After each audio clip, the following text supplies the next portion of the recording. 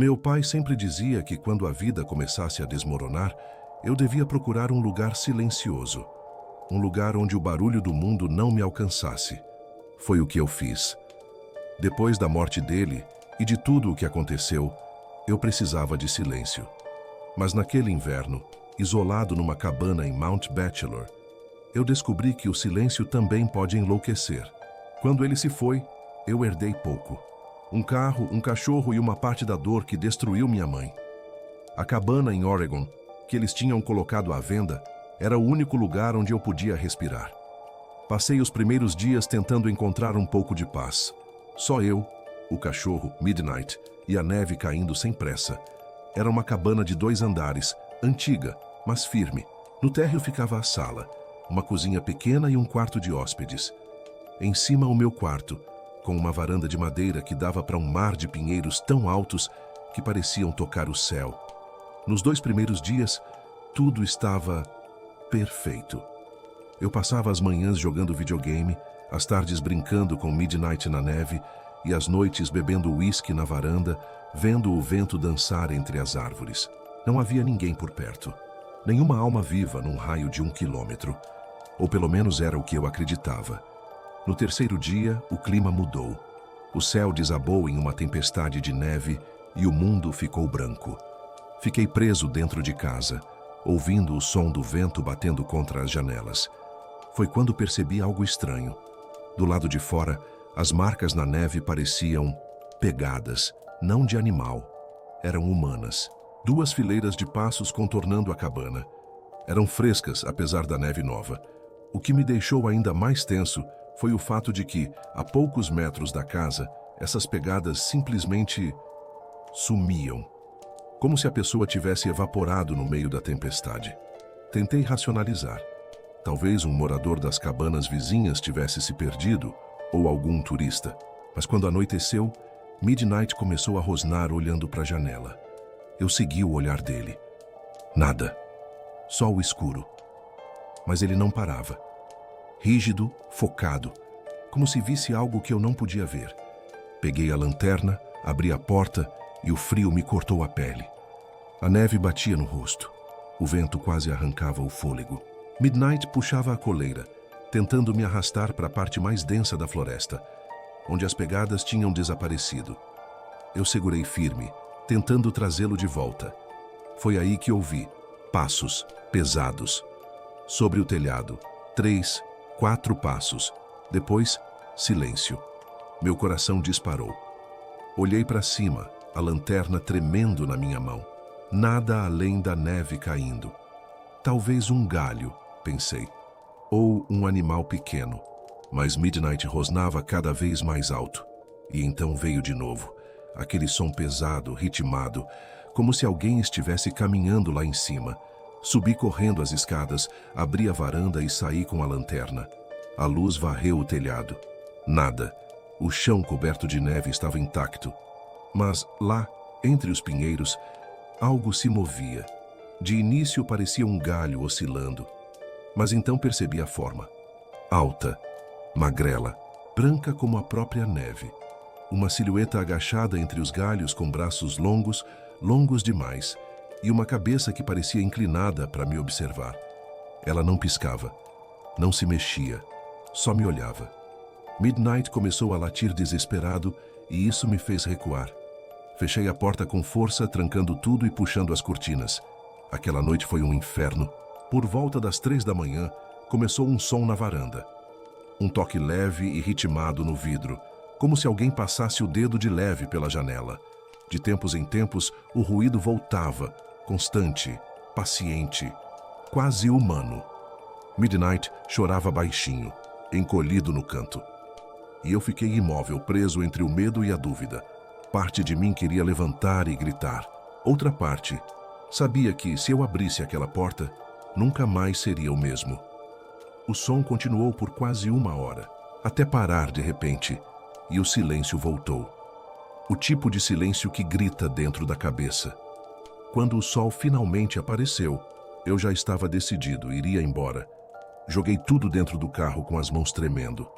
Antes de entrar, olhei uma última vez para a varanda, e ali na neve, perto da janela, Havia marcas, não de dedos, mas de garras, como se algo tivesse se apoiado ali, observando a noite toda. Nunca contei essa história para ninguém, até hoje. Alguns dizem que era um animal, outros, uma alucinação. Mas eu sei o que vi. Sei o que estava lá fora me olhando.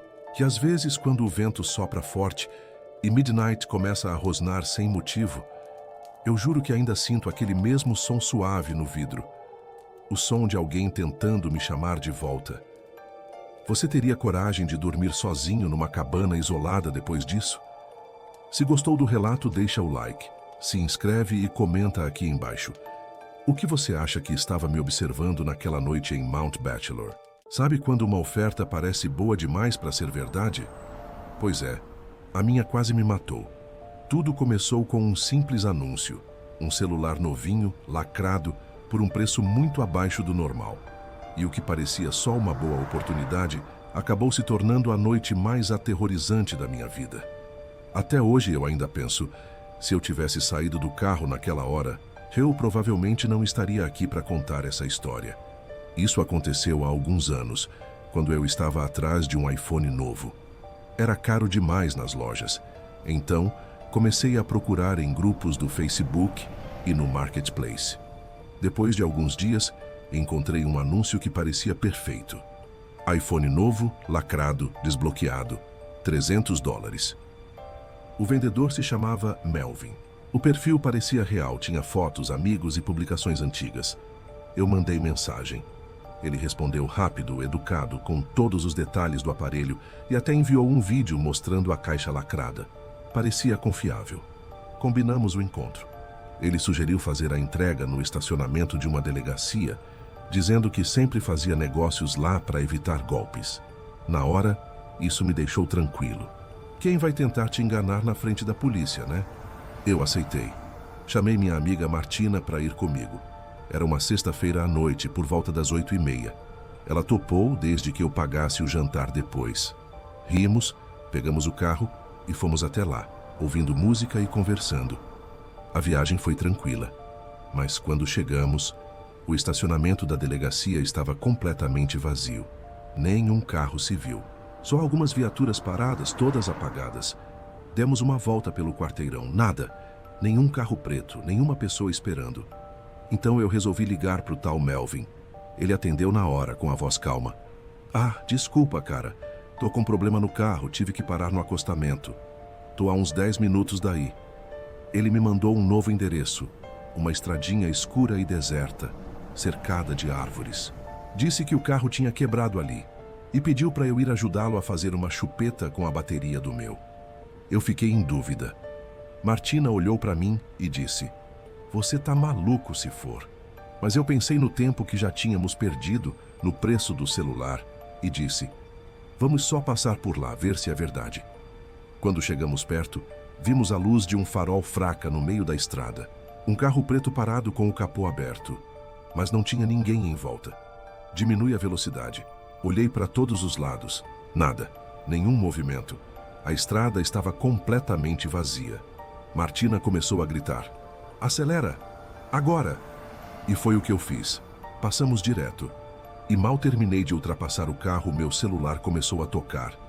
Era o número de Melvin. Eu ignorei. Ele ligou de novo. E de novo.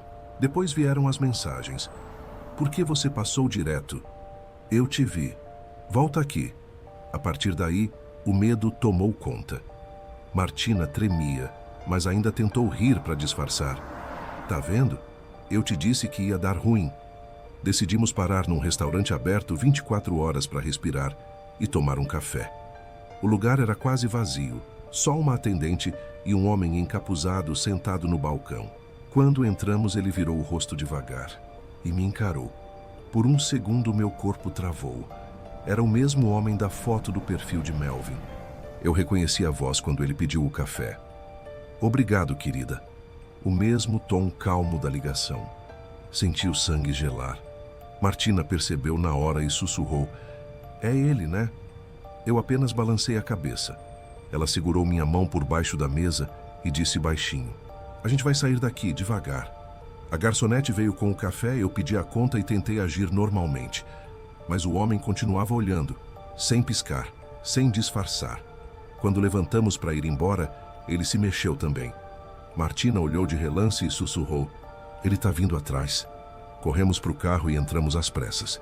No reflexo do retrovisor, vi ele saindo do restaurante, apressado, indo em direção a um carro preto. Aquele mesmo carro parado na estrada. Pisei fundo no acelerador. O coração parecia explodir. A estrada estava deserta, só a luz dos faróis cortando a escuridão. Foi quando o painel do carro apitou, pneus baixos, perdendo pressão rápido. Encostei o carro no acostamento. Quando desci, percebi que um dos pneus estava rasgado, cortado com algo afiado. Ele tinha nos seguido até lá.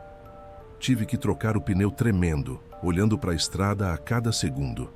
Martina vigiava, segurando o celular com o número da emergência discado, pronta para chamar ajuda. Por sorte, conseguimos trocar e sair dali. Ele não apareceu de novo. Mas até hoje, quando eu dirijo à noite, fico olhando o espelho retrovisor a cada 2 minutos. No fim, eu aprendi da pior forma que ninguém vende um celular novo por metade do preço. Mas o mais assustador não foi quase cair num golpe. Foi perceber que o cara tinha planejado tudo. A localização, a hora, até o lugar onde a gente pararia depois. Aquela estrada e o carro parado, tudo fazia parte de uma armadilha.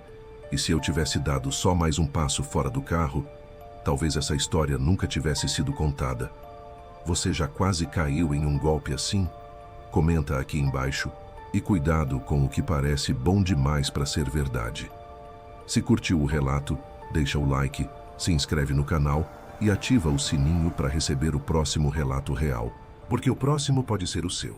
Tem gente que entra na sua vida como quem abre uma porta silenciosa. Sorri, acena e você deixa passar. Quando percebe, já está do lado de dentro.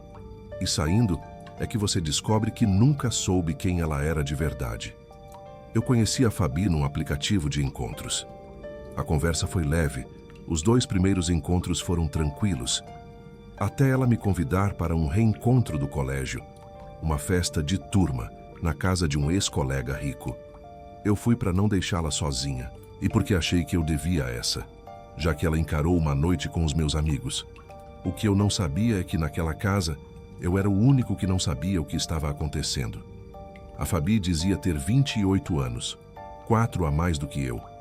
Nosso primeiro encontro foi num barzinho. O segundo, ela topou sair com a minha galera. Meus amigos disseram que ela era gente boa, só meio calada. Depois vi que estavam só sendo educados. Ninguém tinha gostado muito dela. E eu ia entender o motivo. O tal reencontro seria num sábado qualquer, numa casa grande em um condomínio afastado. Não era buffet, não era bar, não era salão. Era a residência de um ex-colega que enriqueceu cedo, segundo a Fabi. Chegamos perto das 9 da noite. Portão com guarita, jardim impecável, casa enorme.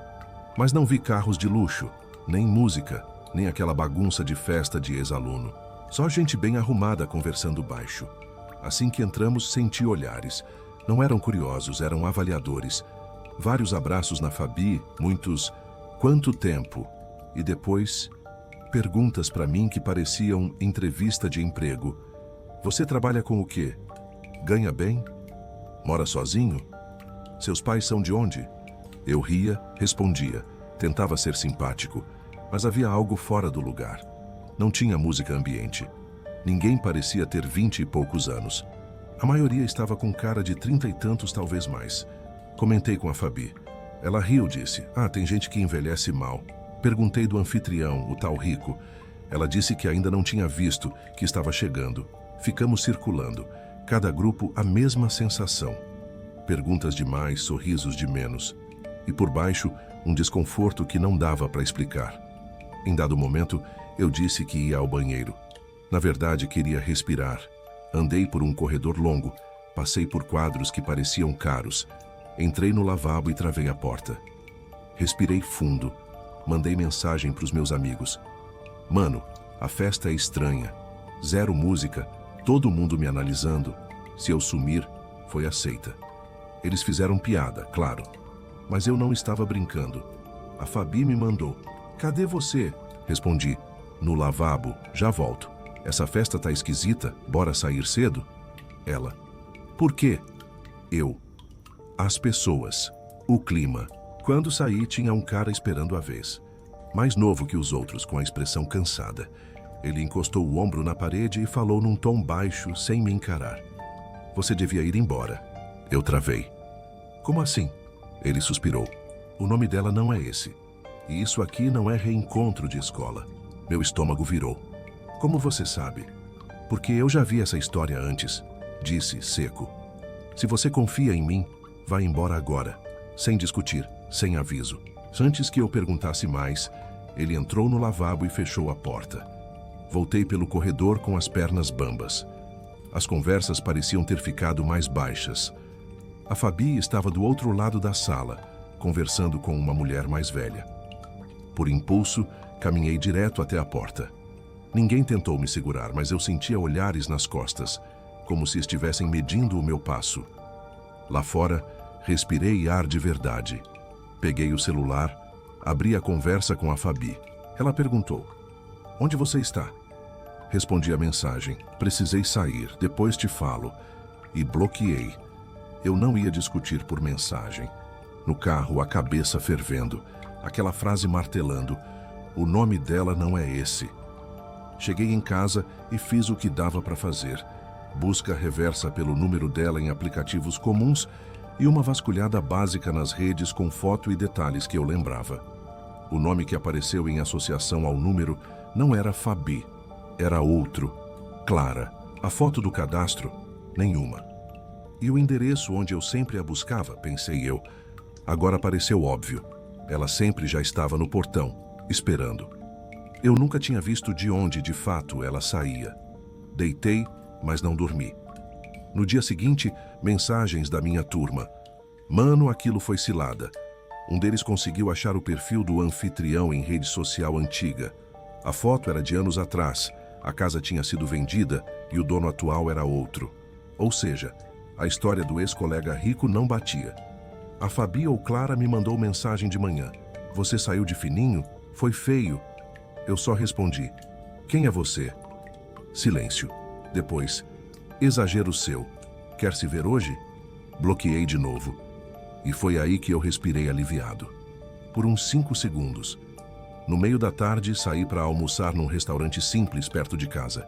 Sentei, pedi um prato feito, tentei não pensar. A TV do lugar passava notícia sem som. Eu me forcei a comer. Quando levantei para pagar, toque no meu ombro. Virei. Era o cara do lavabo, mesma expressão cansada. Fez o que eu falei? Ele perguntou. Saí, mas o que é aquilo? Respondi. Ele olhou para os lados, baixou a voz. Gente que caça vulnerável. Falam de reencontro, falam de networking, puxam teu perfil, te medem. Alguns vão por grana, outros por coisa pior. O truque é sempre o mesmo. A pessoa que te leva mentiu o básico. Por que você me avisou? Perguntei para ele. Porque um dia ninguém me avisou. E saiu antes que eu perguntasse mais. Nem me deu nome, nem pediu nada. Só foi embora. Fiquei com a sensação de ter tropeçado num buraco que eu nunca ia ver o fundo. Chegando em casa, decidi contar para os meus amigos tudo, sem florear. A reação foi unânime. Você teve sorte. Um deles, mais cético, disse que eu podia estar paranoico, que talvez fosse só uma festa estranha. Pode ser. Mas o que eu senti não foi estranheza, foi intenção. Nos dias seguintes, nenhuma notícia da Fabi. Depois, do nada, uma mensagem de número desconhecido. Você acredita em tudo que te falam? Sem foto, sem nome. Apaguei, bloqueei. E foi isso. Às vezes fico pensando, se eu tivesse insistido para ficar naquela casa, se eu tivesse ido conhecer o anfitrião, se eu tivesse voltado para o salão depois do aviso no corredor, como terminaria essa história?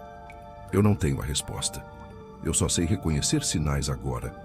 Grupos que te cercam com perguntas invasivas, anfitriões que nunca aparecem, festas de turma sem música, sem pauta, sem alegria e principalmente gente que muda o nome e a própria história como quem troca de casaco. Tem quem ache que eu exagerei. Pode ser, mas exagero é o que separa desconforto de tragédia, quando tudo o que você tem é um pressentimento e uma saída aberta. Se um dia você estiver num lugar onde todo mundo te observa, como se avaliasse etiqueta de produto, lembra do que eu vou dizer agora. Ninguém precisa de você num lugar assim. Se perceber que não faz sentido, vai embora, sem pedir licença. Se esse relato te fez pensar 2 vezes antes de aceitar convites sem dono, deixa o like, se inscreve no canal e comenta aqui. Qual foi o sinal mais estranho que você já ignorou e não devia? Porque às vezes a única coisa entre você e o perigo é a porta já destrancada. Tem lembranças que a gente tenta apagar, mas elas voltam. Sempre quando o silêncio da madrugada fica pesado demais. Eu tinha 8 anos quando vi pela primeira vez alguém parado na porta do meu quarto. Não era sonho. E o mais assustador é que quando contei para os meus pais, eles disseram que não estavam em casa naquela hora. Até hoje eu ainda escuto os passos. Eu cresci numa casa simples, num bairro tranquilo. Era um daqueles lugares onde todo mundo deixava o portão aberto e conhecia os vizinhos pelo nome. Meus pais sempre foram muito protetores, talvez até demais, e o combinado era que eu nunca descesse sozinho quando eles não estivessem. Naquela noite, alguma coisa deu errado. Acordei com o som de vozes lá embaixo. A princípio, achei que fosse briga, mas logo percebi que era conversa. As vozes dos meus pais, agitadas, apressadas.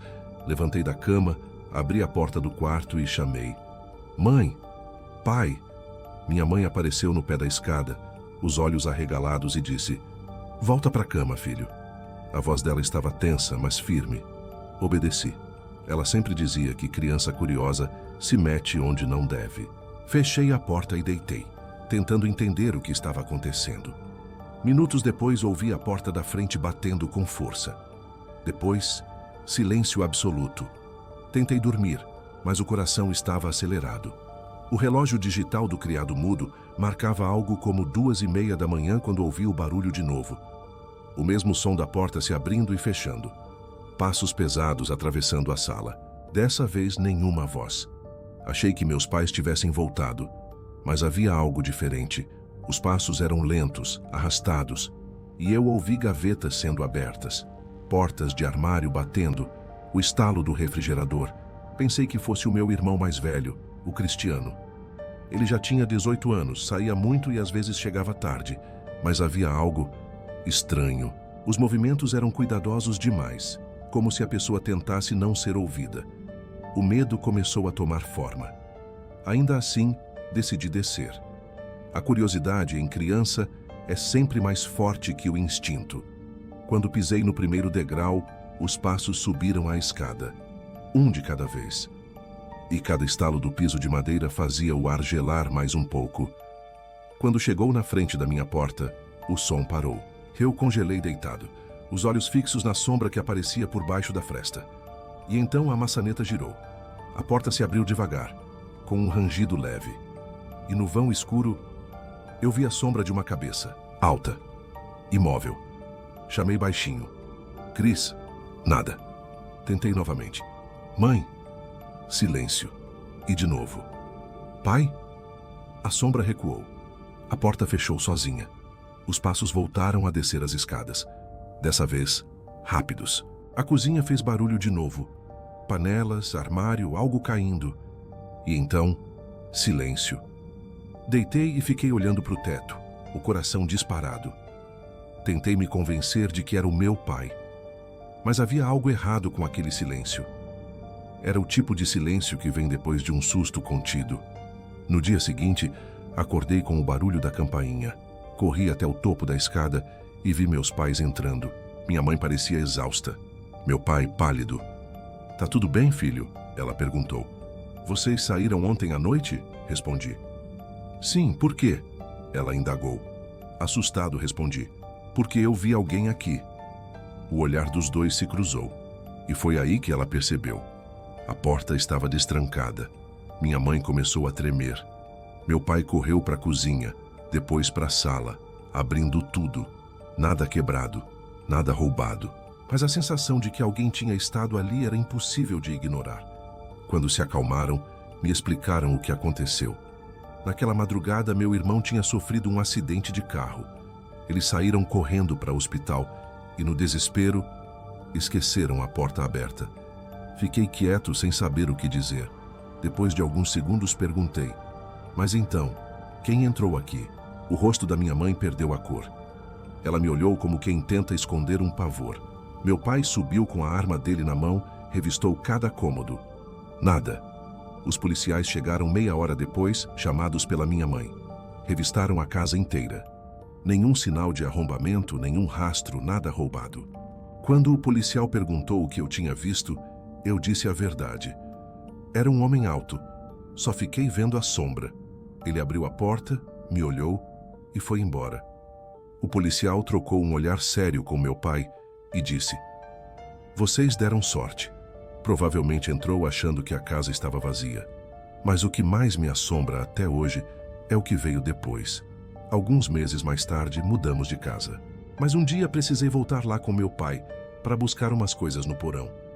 Enquanto ele procurava uma caixa, eu fui até a cozinha e vi-o trincado no vidro da janela, bem na altura de um olhar humano. Como se alguém tivesse passado muito tempo espiando dali. Olhei para fora. O mato alto se mexia com o vento. Mas juro que vi algo se afastando. Era alto, magro, com a mesma postura que eu vi naquela noite. Saí correndo e nunca mais voltei. Hoje eu tenho 30 e poucos anos. Meu irmão sobreviveu ao acidente. E minha família tenta fingir que aquela noite nunca aconteceu. Mas às vezes, quando o vento bate nas janelas do meu apartamento, eu ainda sinto aquele mesmo arrepio. E toda vez que acordo no meio da madrugada, o primeiro impulso é olhar para a porta do quarto, para ter certeza de que ninguém está parado ali. E você? Já teve a sensação de que alguém estava dentro da sua casa, mesmo com tudo trancado? Comenta aqui embaixo, deixa o like e se inscreve no canal para mais relatos reais como esse. Porque às vezes o medo não vem do que a gente imagina, mas do que realmente aconteceu.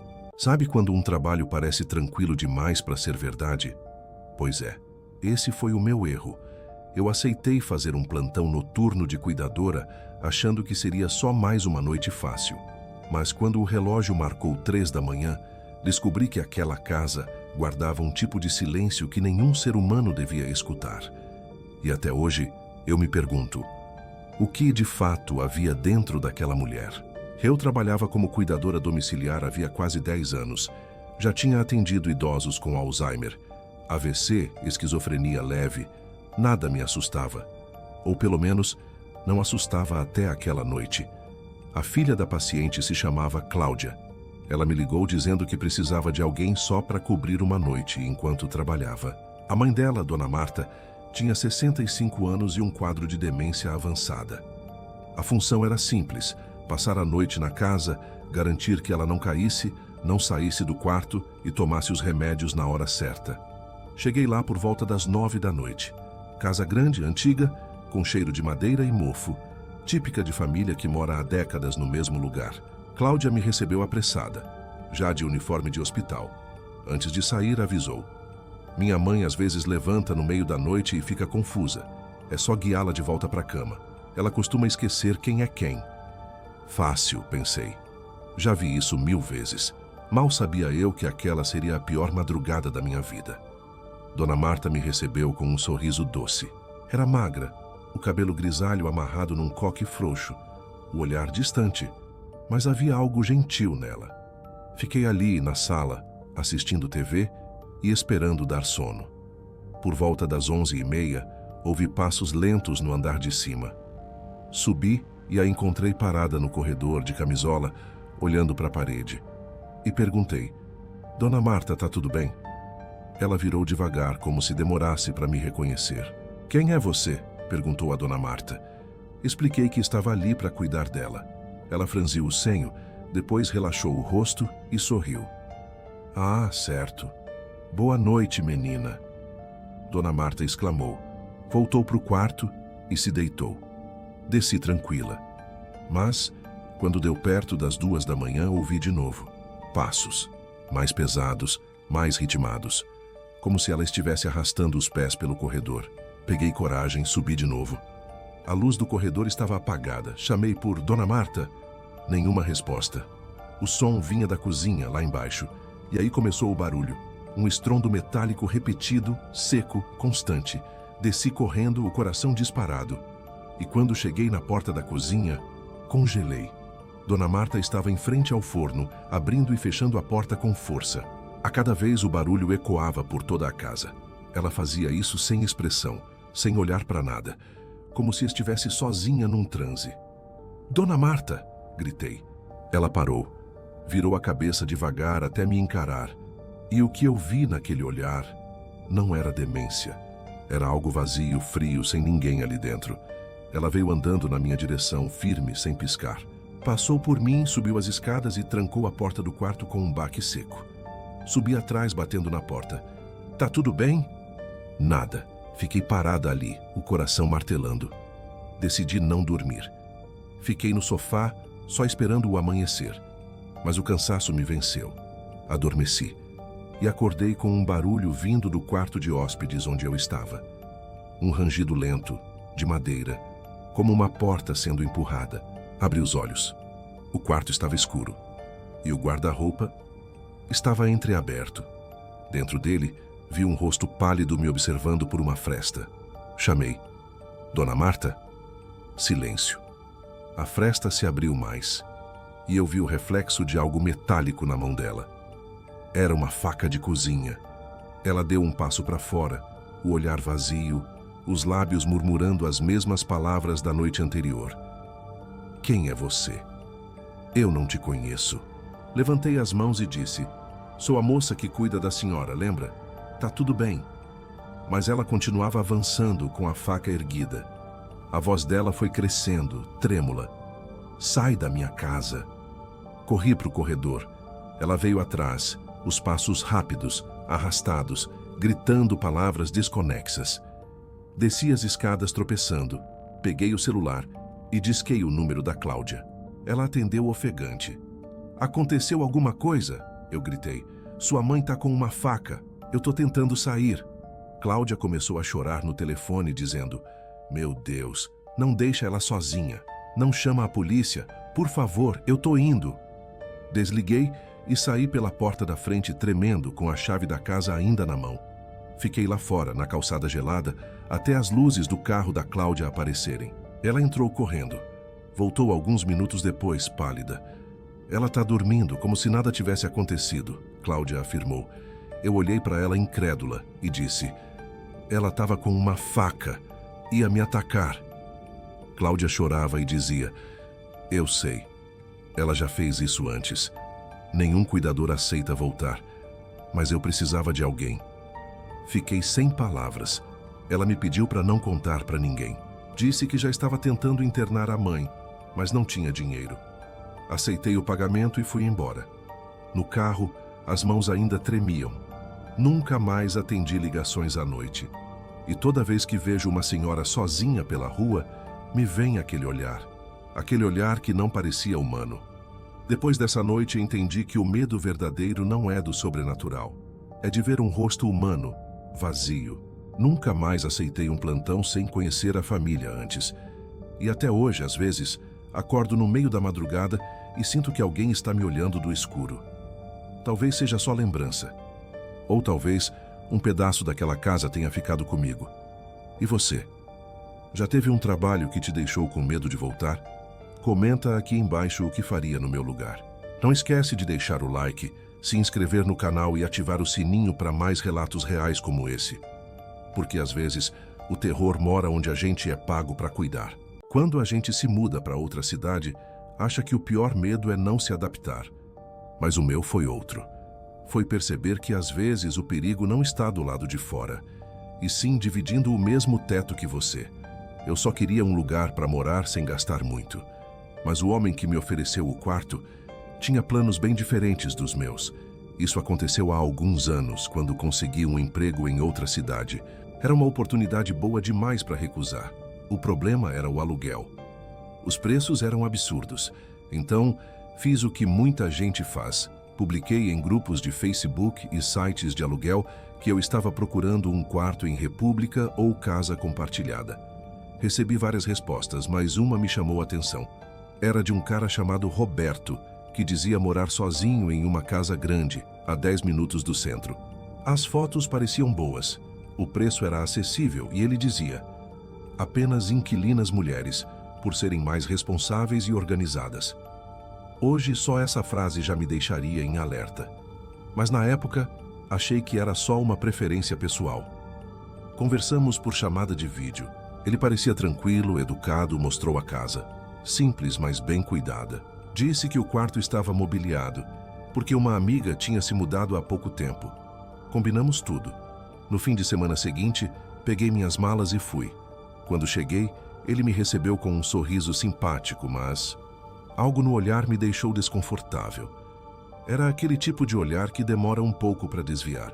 Ainda assim, tentei ser educada. Ele me ajudou a carregar as malas e mostrou o quarto. De fato, já havia cama, guarda-roupa e até cortina. Mas o ar estava pesado, como se alguém tivesse saído às pressas dali. Na primeira noite, ele bateu à minha porta oferecendo café. Recusei, dizendo que já ia dormir. E percebi que ele demorou alguns segundos demais para responder antes de se afastar. Durante a semana, quase não nos cruzamos. Ele dizia trabalhar com vendas e tinha horários bem aleatórios. Às vezes eu acordava para ir trabalhar e o carro dele não estava na garagem. Outras, eu chegava do expediente e o encontrava no sofá, olhando o nada, com a TV ligada sem som. No terceiro dia, notei algo estranho. Minha cesta de roupas parecia mexida e uma das minhas calcinhas havia desaparecido. A princípio, achei que podia ter caído no varal, mas procurei em todos os lugares. Nada. Um arrepio subiu pela espinha. Aquele incômodo inicial começou a virar medo. Decidi colocar um cadeado na porta do quarto. No dia seguinte, comprei a nova maçaneta com tranca e instalei eu mesma, enquanto ele estava fora. Quando voltou, no meio da madrugada, fez questão de bater na minha porta, forte, irritado. Ele gritou: "Por que trancou o quarto?" Fingi estar dormindo. Ele insistiu. Depois ouvi ele resmungando algo do tipo: "Isso aqui não é hotel." No outro dia de manhã, encontrei um bilhete na cozinha: "Retire o cadeado até o fim do dia." Não obedeci. Passei o resto da semana com o coração na garganta, evitando ao máximo cruzar com ele. Comecei a dormir de fone de ouvido e luz acesa. Até que numa madrugada, ouvi o barulho. Toques lentos e insistentes na maçaneta, como se alguém tentasse abrir devagar, testando o trinco. Sentei na cama gelada. O som parou. E segundos depois, veio de novo. Dessa vez, mais forte. O metal vibrava. Eu segurei o celular, os dedos tremendo. De repente, silêncio. Depois, uma batida seca na porta. E uma voz sussurrando: "Deixa eu entrar, eu só quero conversar." O medo me paralisou. Não respondi. Ouvi passos se afastando. Mas antes de sumir, ele disse num tom frio: "Você não devia trancar." Passei o resto da madrugada acordada, abraçada no travesseiro. Na manhã seguinte, recebi uma visita inesperada. Uma mulher da minha idade batendo no portão. "Você mora com o Roberto?" ela perguntou. Eu respondi: "Sim, quem é você?" "Sou a Ana. Eu morava aqui antes de você." Ela parecia nervosa, olhava para todos os lados. E continuou dizendo: "Sai daqui agora, ele é perigoso." Eu fui na delegacia, mas ninguém fez nada. Ele já foi preso por perseguição. Ele grava as inquilinas, coloca câmeras escondidas. Eu congelei e perguntei: "Como você soube que eu estava aqui?" Com a voz trêmula, ela disse: "Ele sempre aluga rápido para mulheres sozinhas. Eu vi suas malas chegando no fim de semana." Ela me deu o número dela e pediu que eu ligasse se precisasse de ajuda. Mal ela saiu, comecei a empacotar minhas coisas. Quando ele chegou à noite, tentei agir normalmente, mas ele olhou para o quarto, depois para mim e perguntou: "Te disseram alguma coisa?" Neguei, o coração disparado. Ele forçou um sorriso e disse: "Cuidado com o que escuta por aí." Naquela hora, decidi que iria embora no dia seguinte. Acordei com um barulho dentro do quarto. A luz do corredor vazava pela fresta da porta e, sentada na beira da cama, no escuro, havia uma sombra humana. Antes que eu conseguisse reagir, uma mão tampou minha boca. Era ele, falando baixo, como se tentasse me acalmar. "Shh, não grita. Eu só quero conversar, tá bom?" Lutei, consegui empurrá-lo e corri até a porta. Ele tentou segurar meu braço, mas eu gritei o mais alto que pude. Saí pela garagem direto para a rua descalça, com o celular na mão ligando para a polícia. Eles chegaram minutos depois. Enquanto eu explicava tudo, os policiais entraram e o encontraram dentro da casa. Tranquilo, dizendo que era apenas um mal-entendido. Um dos policiais me puxou para o canto e disse baixinho: "Ele já tem passagem. Outras mulheres registraram boletim." Peguei minhas coisas com a viatura parada na frente, sem coragem de olhar para trás. Fui direto para um hotel, depois para outro bairro. Hoje eu moro sozinha, com trancas duplas em todas as portas. Aprendi da pior forma que não existe preço baixo que compense o risco. Aquele homem me fez entender que o medo mais perigoso não é o sobrenatural. É o que veste um sorriso e finge ser boa companhia. E toda vez que ouço um clique de fechadura no meio da noite, meu corpo ainda congela, como se ele estivesse ali, do outro lado da porta. E você, já morou com alguém que parecia normal demais? Conta aqui nos comentários se já teve um pressentimento que salvou você de algo pior. Deixa o like, se inscreve no canal e ativa o sininho para ouvir mais relatos reais. Porque às vezes, o verdadeiro terror tem endereço fixo. Você já ficou sozinho em casa e ouviu a campainha tocar no meio da noite? Pois é, eu já. E o que parecia um simples pedido de ajuda, uma senhora perdida pedindo para usar o telefone, acabou virando a noite mais assustadora da minha vida. Até hoje, quando escuto alguém bater a porta, eu lembro daquele sorriso. Aquele sorriso que escondia algo terrível. Na época, eu tinha 16 anos. Meus pais tinham viajado para visitar meus avós e deixaram tudo sob controle. Casa trancada, comida pronta, vizinhos de olho.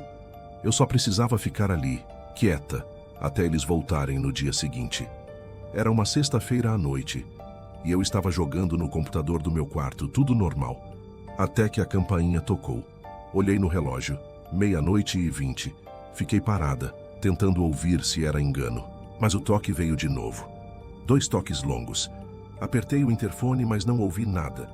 Resolvi espiar pela janela da sala. E lá estava uma mulher, parada na varanda, com um sorriso estranho e as mãos escondidas atrás do corpo. Ela parecia ter uns 60 anos. Cabelo branco, casaco escuro. A expressão era serena, mas o olhar era gelado. "Boa noite, querida", ela disse. Sem parar de sorrir, continuou. "Desculpa incomodar, mas será que posso usar seu telefone? Preciso ligar para minha filha." A voz era calma, quase doce, mas havia algo ensaiado nela. Parecia uma fala repetida 1000 vezes. Lembrei das recomendações da minha mãe.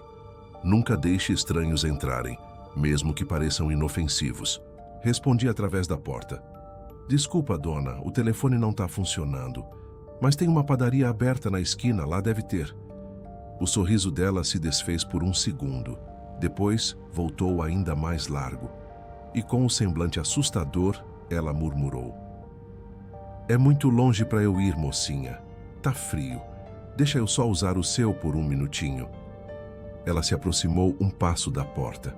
Foi aí que percebi. Não havia frio nenhum. Ela usava um casaco pesado, mas o ar estava morno. Meu coração começou a acelerar. Criei coragem e disse: "Desculpa, não posso abrir. Meus pais não deixam."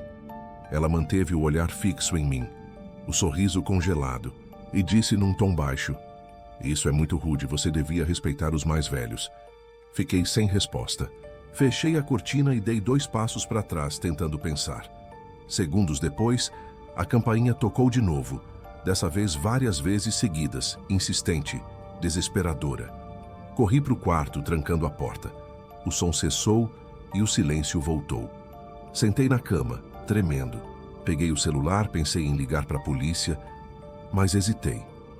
E se fosse mesmo uma senhora perdida? E se eu estivesse exagerando? Tentei voltar ao jogo, mas o barulho veio de novo. Não da porta dessa vez. Do vidro da janela do meu quarto. Um som metálico, repetido, como se alguém batesse com um objeto pontudo no vidro, lentamente. Parei o jogo, o coração martelando. Levantei a cortina com cuidado e ali estava ela, a mesma mulher, encostada no vidro, sorrindo, e na mão, um objeto prateado, um canivete. "Achei que você ia me ajudar", ela murmurou. A voz saía abafada, mas clara o bastante para me gelar o sangue. Baixei a cortina num impulso e me joguei no chão. Liguei para o meu pai, mas ele não atendeu.